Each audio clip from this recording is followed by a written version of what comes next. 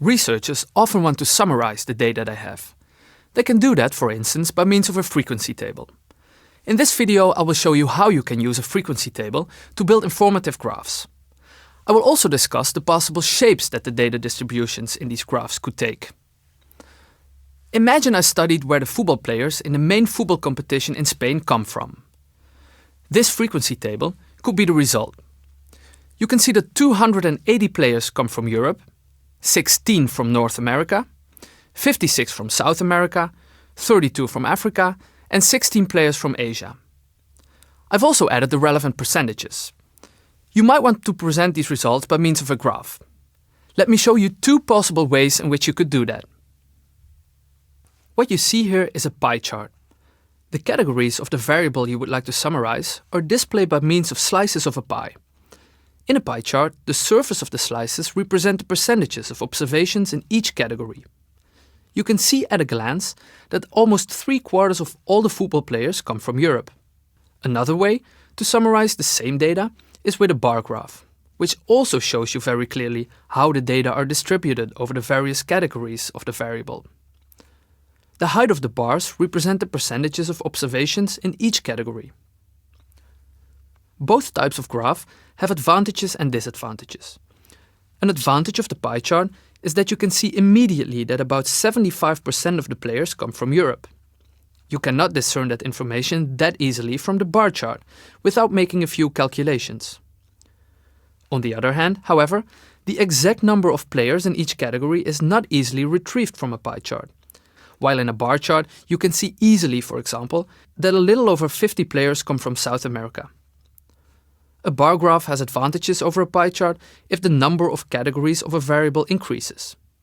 Imagine, for instance, that you don't want to know which continent the football players come from, but that you want to know in which particular country they were born.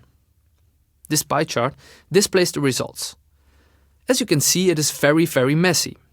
You might like all the colors and small pies for aesthetic reasons, but all this information does not make the graph easy to understand. In this case, it would make more sense to make a bar graph.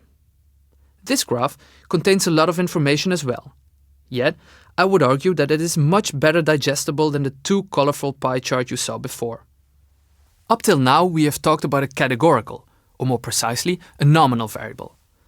How can we summarize data if we are dealing with a quantitative variable?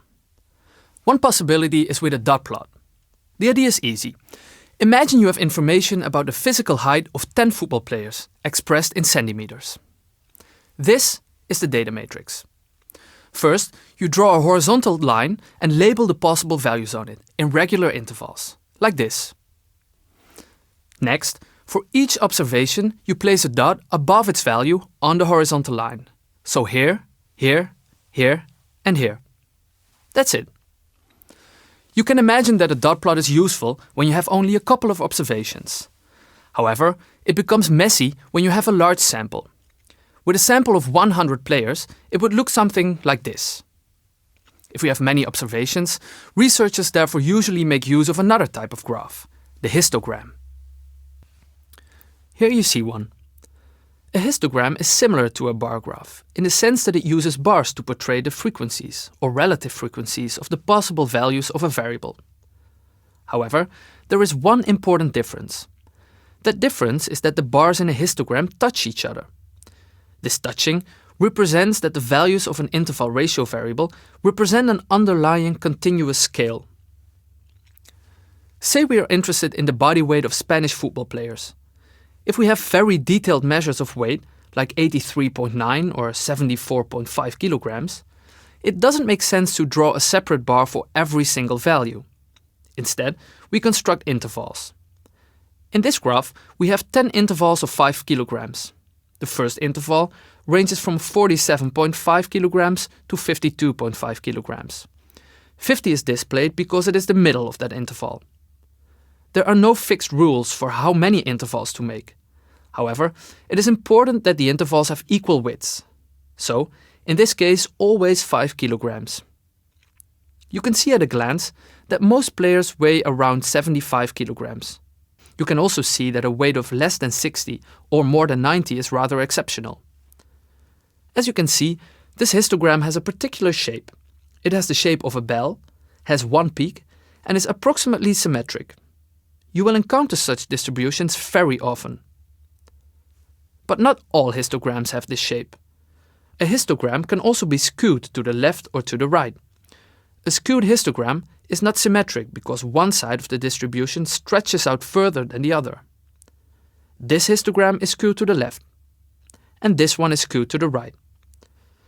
A variable that might have a right skewed histogram is the annual income of the football players in the Spanish competition.